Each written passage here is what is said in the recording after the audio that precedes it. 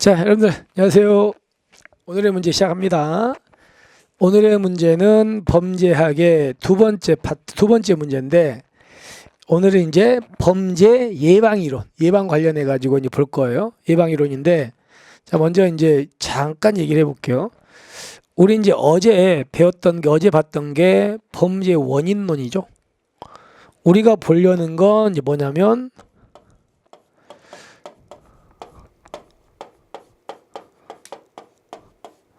예방이론인데, 자, 예방이론에 뭐가 있는지 기억해 볼까요? 첫 번째가 고전주의에서 주장한 예방이론이 무슨 이론이다? 억제이론이라는 게 있었죠. 그 다음에 실증주의 범죄 원인론에서 주장하는 게 치료 및 갱생이론이라는 게 있었습니다.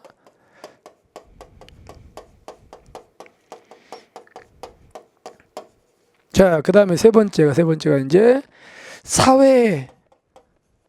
사회학적 범죄 원인론이 있죠. 그래서 그게 주장한 게 사회 발전 이론이라는 게 있었죠. 그죠? 그리고 이제 이 세 개를 우리가 뭐라고 하냐면 이거를요, 전통적인 예방 이론 이렇게 불러요. 근데 이거 말고도 요즘에 이제 현대적 이론 되게 많잖아요. 그죠? 그래서 첫 번째가 이제 어떤 게 있었냐면 상황적 범죄 예방 이론, 상황 이론이 있거든요. 그래서 상황 이론에 해당하는 게 뭐가 있었냐면 합리적 무슨 이론이다? 선택 이론. 대표적인 게 합리 선택 이론은 골목길마다 뭐 설치한다? CCTV 설치한다고 생각하시면 돼요. CCTV 설치하면 범죄를 저지를 수 있는 기회가 주는 거 아닙니까? 그리고 범죄를 저질러도 잡힐 위험이 높아지겠죠. 그러면 합리적인 인간이라면 기회 줄고 잡힐 위험이 높아지니까 범죄를 선택 안 하겠죠? 이런 게 이론이야. 그 다음에 두 번째가 일상활동 이론입니다. 그 다음에 이제 범죄 패턴 이론. 이런 거 배우셨죠? 그 다음에 오스카 뉴먼의 무슨 이론? 방어 공간 이론. 그 다음에 로버트 샘슨의 무슨 이론? 집합 효율성 이론. 그리고 이제 깨진 유리창 이론. 뭐 이런 것들 많이 보셨죠? 이렇게 해가지고 이 내용들을 우리가 이제 조금 더 뜯어보자는 겁니다. 뜯어봅시다. 이거 기억하면, 그러면 자, 먼저 로버트 샘슨의 집합 효율성 이론은요, 어떤 지역사회든 지역사회 구성원들이 범죄 문제를 해결하기 위해서 자기 문제라고 생각하고 적극적으로 참여하면 당연히 어떤 지역이든 범죄를 막을 수 있고 예방할 수 있다는 거지. 이렇게 보는 게 로버트 샘슨의 집합 효율성 이론이에요. 그러니까 어떤 지역의 주민들이, 모든 주민들이 그 지역을 자기 구역이라고 생각하고 관심을 갖는다는 겁니다. 적극적으로 개입하고 문제가 터지면. 그 관심을 가지면 어떤 지역이든 범죄로부터 안전할 수 있다는 게 로버트 샘슨의 집합 효율성 이론이 맞습니다. 자, 됐습니다. 두 번째 갑시다.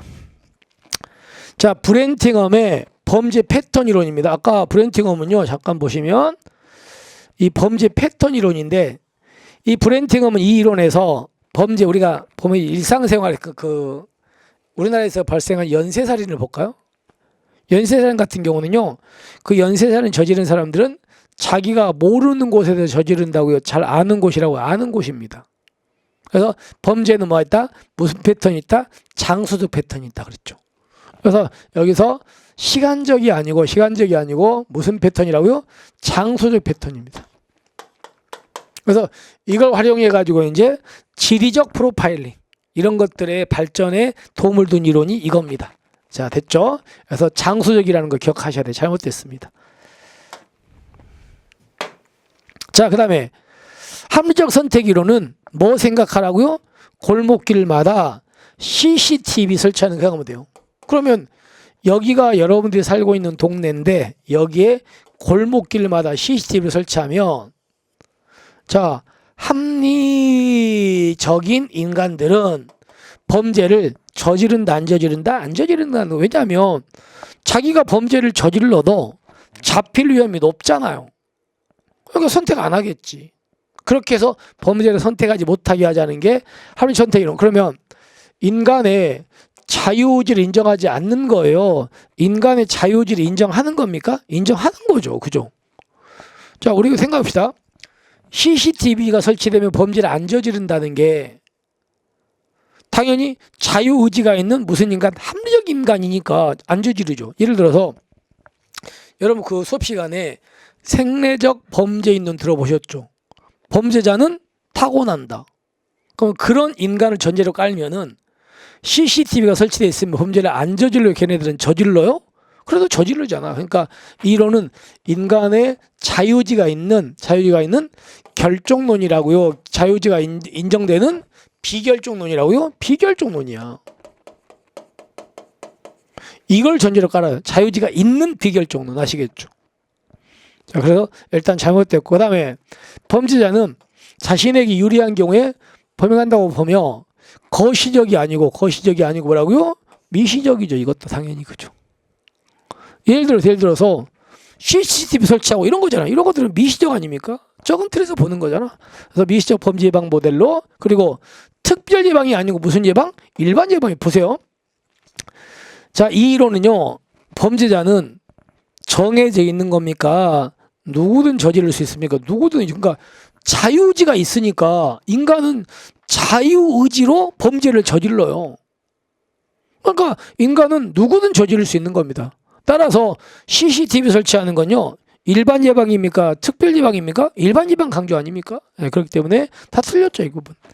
그래서 결론, 합리적 선택 이론은 클락과 코니시가 제시한 건데, 인간의 자유의지를 인정하는 비결정론에 입각하고, 범죄자는 자신에게 유리한 경우에 범죄를 선택합니다. 따라서 거시적이 아니고 미시적이고, 인간은 누구든 범죄를 저지를 수 있다는 자유의지니까 일반 예방을 강조한다. 이렇게 돼야 되겠죠. 그래서 잘못된 내용입니다. 넘어갑시다. 자, 그 다음에 코엔과 펠슨이라는 사람이 제시한 일상활동 이론. 자, 일상활동 이론에서 제일 중요한 게 이거예요. 일상활동 이론에서 주장하는 범죄가 발생하려면 어떤 요소가 있어야 됩니까? 첫 번째가 잠재적인 누가 있어야 된다? 범죄자가 있어야 돼요. 그 다음에 적절한 매력적인 누가 있어야 된다? 범행 대상이 있어야 돼요. 그리고 세 번째가 보호자 내지는 뭐가 없어야 돼? 감시가 없어야 됩니다.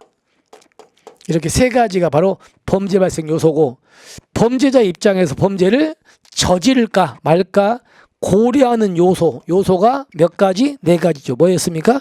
치, 그 다음에 용, 시, 그건 기억나세요? 그래서 가치, 이동의 용이성, 그 다음에 가시성, 접근성 기억하셔야 됩니다. 그죠? 이렇게 세 가지.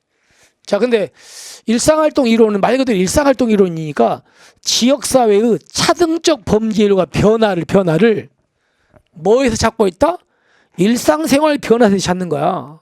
일상활동 이론이니까 따라서 지역사회의 구조적 특성에서 찾지 않은 거 맞아요. 근데 범죄자의 속성에서 찾으며가 아니라고요. 그 지역의 구성원들의 일상생활 변화에서 찾는 거야. 변화에서. 이게 아니에요. 그리고 또 하나 이거 보세요.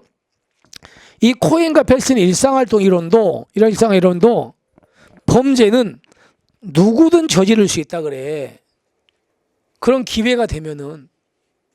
그러니까 범죄자가 딱 정해진 게 아니라는 거야, 이것도.